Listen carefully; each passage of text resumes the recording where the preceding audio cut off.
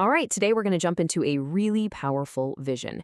It's a dream recorded by a prophet named Lehi when he shared with his family, and honestly, it works like a traveler's guide for navigating some of life's biggest challenges. So let's start with Lehi's own words. He says, I have dreamed a dream, or in other words, I have seen a vision. Right off the bat, he makes this distinction. This isn't just some random dream, it's something more. It sets this really personal, kind of mystical tone for everything that's about to unfold. Okay, so this first part is all about setting the scene. We're going to see where Lehi starts, totally lost, and then witness this incredible, sudden change in his surroundings. So picture this. We begin exactly where Lehi begins, completely and utterly lost. The text calls it a dark and dreary wilderness, which just perfectly captures that feeling of confusion and being totally alone. Then, a guide in a white robe appears and tells him to follow. But, it's not like an instant fix. He ends up traveling for hours in total darkness. That feeling of searching, of being lost, is just amplified. And then, bam, just like that, everything changes. After all that time wandering in the dark, Lehi prays for mercy. And the moment he does, that oppressive darkness just vanishes, and he's standing in this huge open field. The whole ordeal is just over. And that brings us to the centerpiece of this whole vision, the tree of life. He's left the scary wilderness behind, and now his attention is pulled towards this one incredible tree. It's the destination.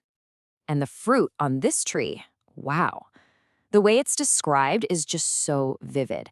It's not just tasty, it's the most sweet fruit you could ever imagine. It's so white, it's beyond any whiteness he's ever seen, and eating it fills his soul with, and I quote, exceedingly great joy.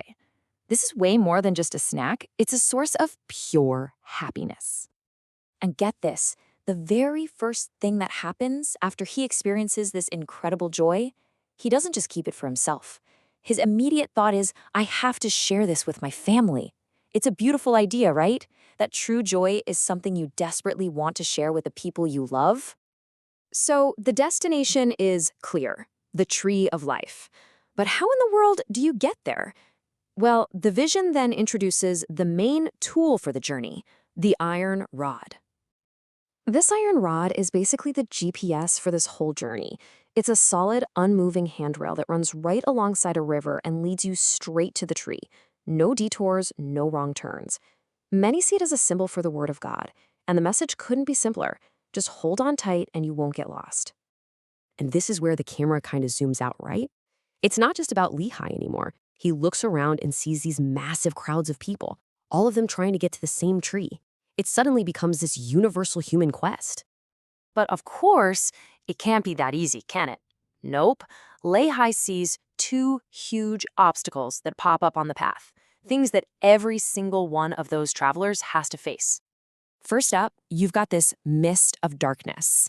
Think of it like a thick, blinding fog of confusion that rolls in and makes it impossible to see the path. If you're not holding onto that iron rod for dear life, it's so easy to just wander off and get completely lost all over again. And then there's the second obstacle, which is all about social pressure. There's this massive, fancy building kind of floating in the air. It's packed with well-dressed people who are literally just pointing and laughing at everyone trying to get to the tree. It's this powerful symbol for pride and scorn and caring what the cool kids think. So, you've got the path, you've got the obstacles. How do people actually handle all this?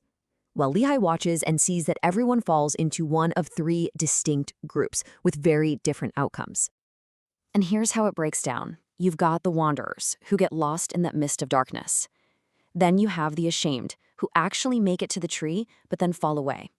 And finally, you have the faithful, the ones who hold on, eat the fruit, and stay there. Now, this is where it gets really, really interesting. Two groups actually make it to the tree.